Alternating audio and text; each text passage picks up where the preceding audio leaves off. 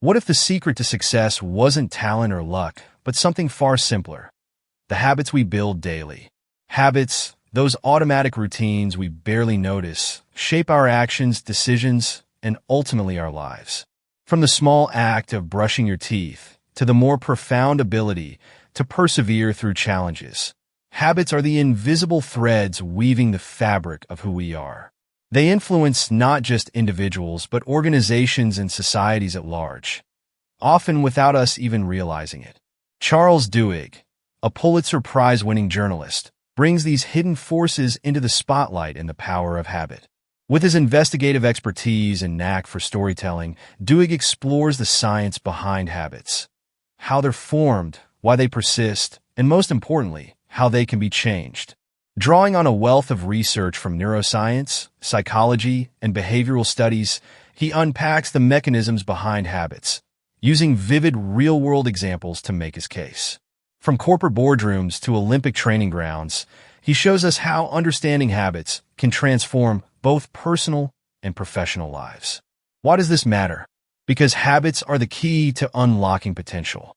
Whether you want to improve your health, achieve career goals, or inspire meaningful change in others, habits are at the heart of the process. And the good news? They can be understood and reshaped. In 9 chapters, Charles Duhigg offers not just knowledge, but practical tools to rewrite the scripts that govern our behavior. Are you ready to uncover the secrets behind the routines that define your life? Let's begin. Part 1. The habits of individuals. Our lives are shaped by an intricate web of habits, many of which operate beneath our awareness. In this section, Charles Duhigg explores the science of personal habits, breaking down how they form, why they persist, and how they can be changed. By understanding these mechanics, we gain the tools to reshape our behaviors and ultimately our lives. Chapter 1. The Habit Loop. Every habit follows a predictable pattern, which Charles Duhigg calls the habit loop. This loop consists of 3 critical components: cue, routine, and reward. The cue is a trigger that sets the habit in motion. The routine is the action itself, and the reward is the satisfaction or benefit gained, thereby reinforcing the cycle. What makes habits so powerful is that the habit loop functions almost automatically, requiring little conscious thought. But there's an important element that keeps this loop alive: cravings. Cravings drive the anticipation of the reward, which in turn sustains the habit. Without this underlying desire, the habit loop collapses. Over time, this pattern becomes deeply ingrained in the brain, allowing us to perform them with minimal effort or thought. To illustrate this concept, Duhigg recounts the story of Febreze, a product created by Procter & Gamble. Initially, Febreze was marketed as a solution for bad odors, a seemingly straightforward solution to a common problem. But its sales were dismal. The company's scientists had created a revolutionary product, yet no one was buying it. Consumers didn't see the product as essential because it didn't tap into an existing habit loop. The turning point came when marketers shifted their focus. They realized that simply eliminating odors wasn't enough. For Febreze to succeed, it needed to provide consumers a rewarding sensory experience at the end of their cleaning routine. By adding a fresh scent and promoting it as the finishing touch to cleaning, they provided a tangible reward. Suddenly, Febreze wasn't just an odor eliminator. It was a satisfying experience that people came to crave. Sales skyrocketed, transforming what was once a flop into a global success. This example underscores a key insight. To change or create a habit, you must first understand its loop. By identifying the cue, modifying the routine, and enhancing the reward, it's possible to influence even the most ingrained behaviors. The habit loop is not just a theoretical model, it's a practical tool for transformation. Chapter 2. The Craving Brain. Habits don't just form, they thrive on a fundamental phenomenon of the brain: cravings. These cravings are the invisible forces that drive our actions, embedding them deeply into our routines. While the habit loop explains how habits work, cravings reveal why we feel compelled to repeat them. At the heart of cravings is the brain's reward system. When a cue triggers a habit, the brain doesn't just anticipate the reward, it begins to crave it. This craving is what propels us to act. Over time, the craving becomes so deeply rooted that it can override even rational thinking, compelling us to repeat the habit, whether beneficial or harmful. Duhigg demonstrates this through the success story of Pepsodent, one of the first widely successful toothpaste brands. In the early 1900s, the concept of daily brushing of teeth was far from a universal habit. Despite campaigns highlighting the health benefits of oral hygiene, the practice failed to become popular, leaving oral hygiene largely ignored by the public.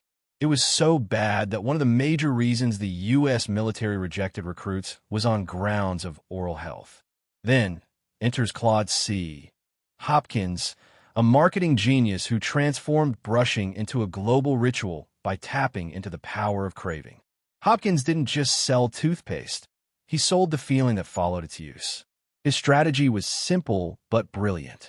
He identified a cue, the film people could feel on their teeth, and linked it to a reward, the fresh, tingling sensation after using Pepsodent. What Hopkins may not have realized at the time was that the tingling wasn't necessary for effective cleaning. It was added purely to create a craving. That sensation became the marker of a job well done, reinforcing the habit loop. People began to crave that clean, minty feeling, and soon, brushing became a daily ritual. The Pepsodent example underscores a key insight. Cravings are what make habits resilient. They fuel our desire to act, even without conscious thought. By embedding cravings into routines, habits become not just automatic but satisfying. In understanding cravings, we gain a deeper appreciation of why some habits stick while others falter. The secret lies not just in what we do, but in the invisible urges that drive us to keep doing it. Chapter 3. The Golden Rule of Habit Change. Most times, habits can feel unbreakable, but they're not. The secret lies in understanding how to reshape them. To do that, Charles Duhigg introduces the golden rule of habit change. You don't need to dismantle the entire habit loop. Habits can be reshaped by keeping the cue and reward intact while altering or changing the routine. To bring this to life, Duhigg shares the remarkable story of Tony Dungy, a visionary football coach who transformed the struggling Tampa Bay Buccaneers. Dungy focused on simplicity and repetition, rather than bombarding his players with complex strategies. He believed success lay in recognizing existing habits within the team's play, then swapping ineffective routines for more productive ones. For instance, Dungy taught his defensive players to spot specific cues in their opponent's formations.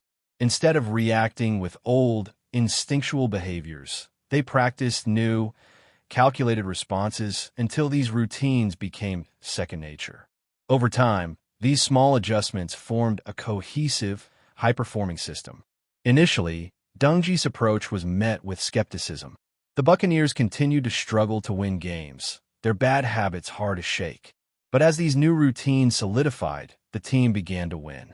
Their journey culminated in the 2002 Super Bowl, where their disciplined habits and reliance on the golden rule propelled them to victory.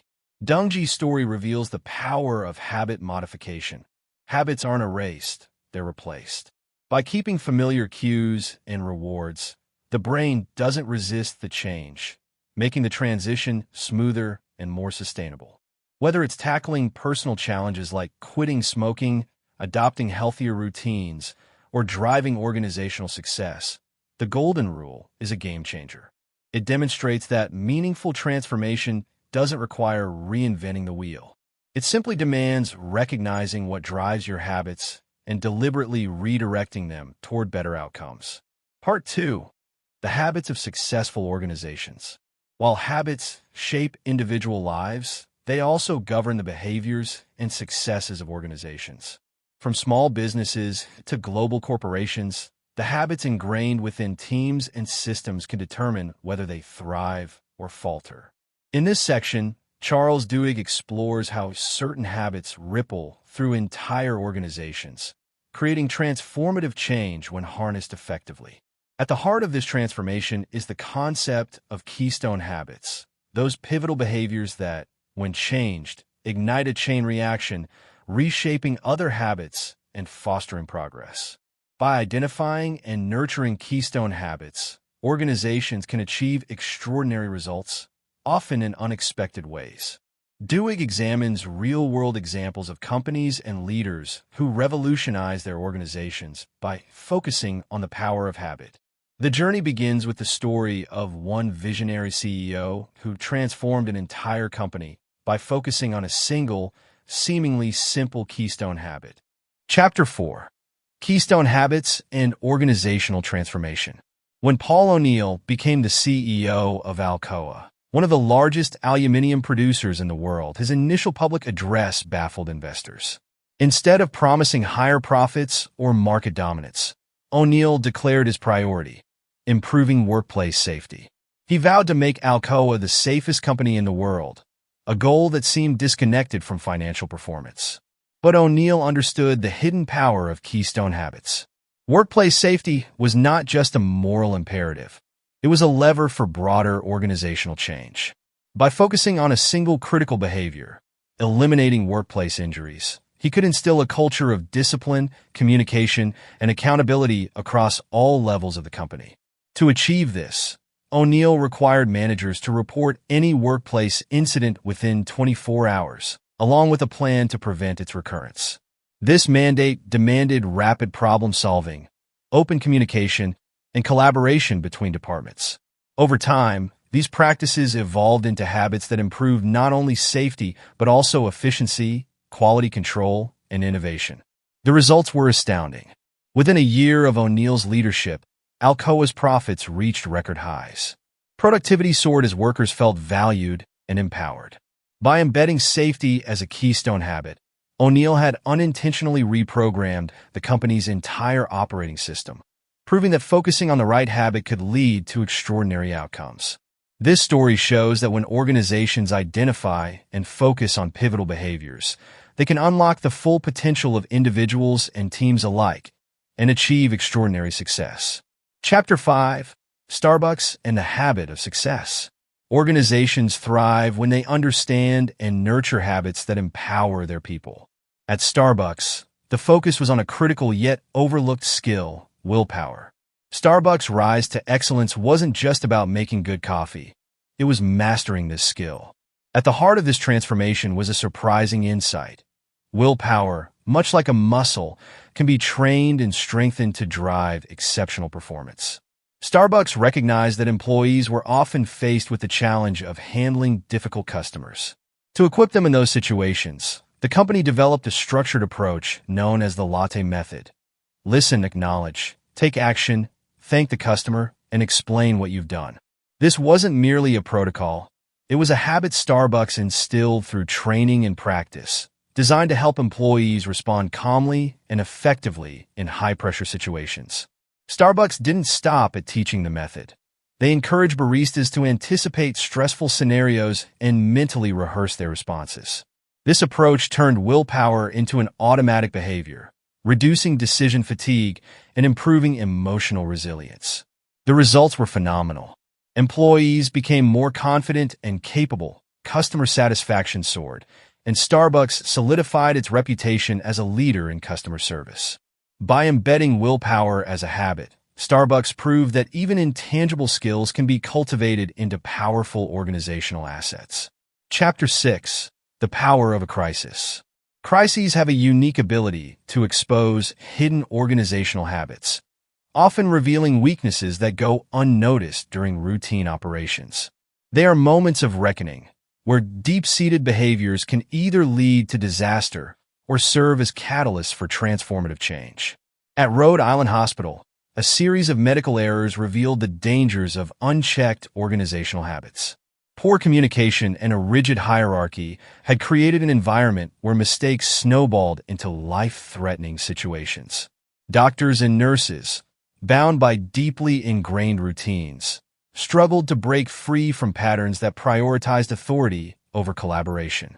When tragedy struck with the preventable death of a patient, the hospital faced a stark choice: continue on its path or fundamentally reshape its culture. The hospital's leadership, recognizing the need for transformation, chose change.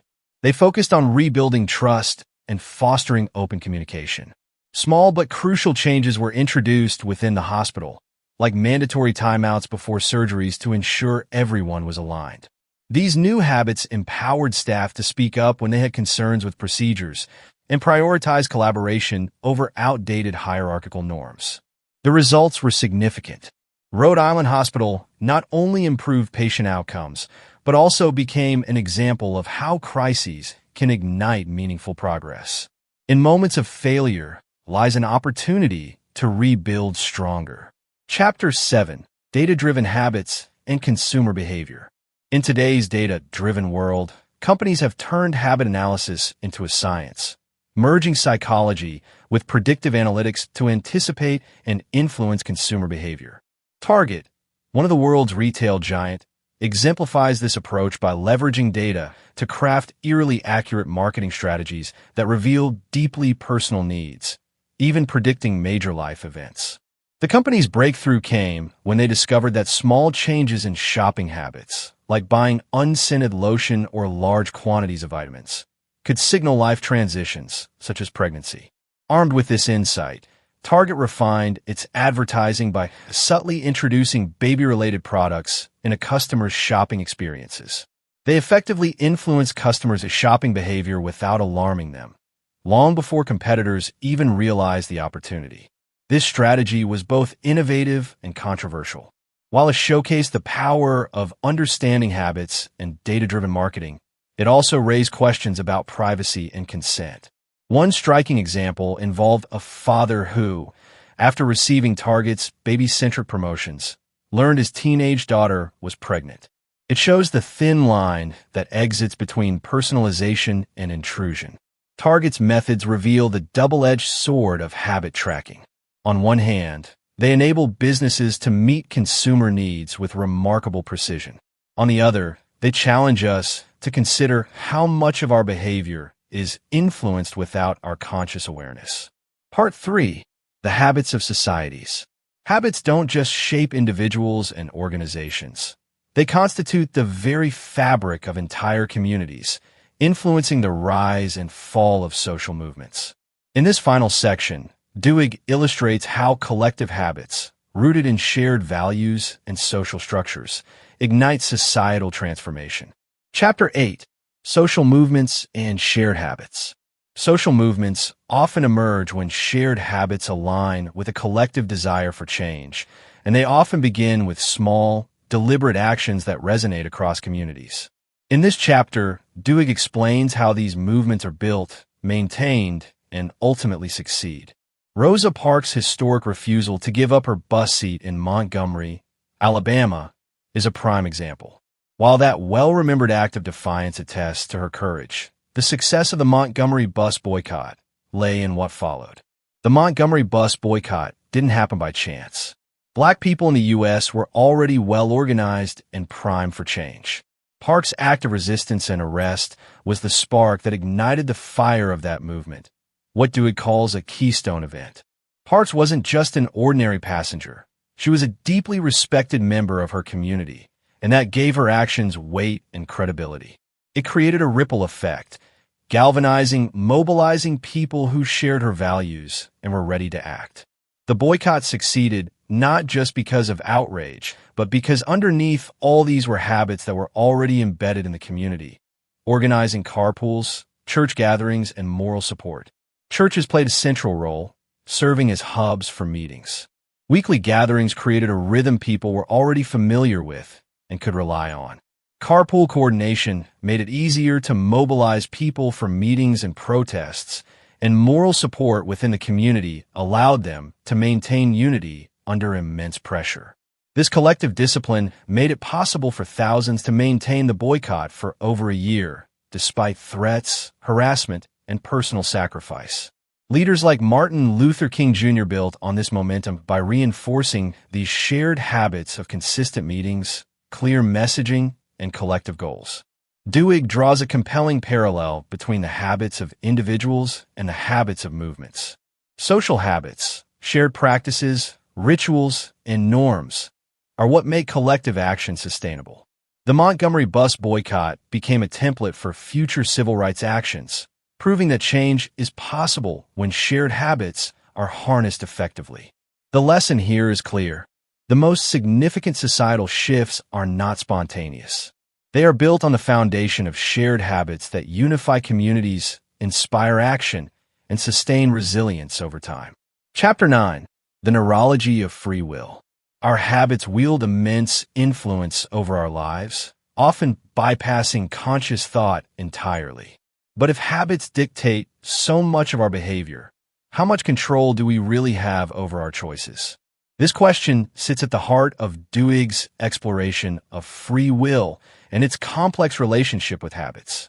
Duhigg reveals the delicate line between autonomy and automatic behavior, urging us to consider both the power and peril of our ingrained routines. At the core of this chapter lies a striking truth. Habits streamline decision-making by automating repeated actions, freeing our minds from more complex tasks. But this efficiency comes at a cost. When habits take the driver's seat, our capacity for intentional action can diminish, sometimes with startling consequences. One of the most striking examples of habits' influence is the story of a man named Brian Thomas. Thomas, while sleepwalking, tragically killed his wife, a crime he had no memory of committing. Court proceedings revealed that his actions were driven by an automatic habit triggered during sleep, a condition known as REM sleep behavior disorder. He believed he was protecting his wife from an intruder. While the jury acquitted him of wrongdoing, his case underscores the startling reality. Habits, once formed, can operate outside conscious control, leading to unintended and sometimes devastating outcomes. The chapter also ventures into the ethical gray area of habit manipulation. When governments, companies, institutions, and even social movements routinely exploit the science of habits to influence behaviors, whether through marketing, product design, or behavioral nudges, where should the line be drawn? Duhigg doesn't offer easy answers, but offers hope. While habits can be powerful, they are not immutable. He emphasizes that by understanding the mechanisms of habit formation, cue, routine, reward, individuals can disrupt harmful patterns and reclaim their agency. This process may be challenging, but free will can prevail over automaticity with effort and awareness. Habits, as powerful as they are not set in stone. They can be understood, reshaped, and harnessed to create a better version of ourselves and the world we inhabit. The science of habits, as revealed in this book, equips us with the tools to break free from the patterns that hold us back and to cultivate those that propel us forward. Charles Duhigg leaves us with an empowering truth. Habits, while incredibly powerful, are not destiny. They can be reshaped. The power to change rests within us. All it takes is the willingness to observe, to act, and to believe in the possibility of transformation. The journey to a better life begins with a single choice. What habit will you change today?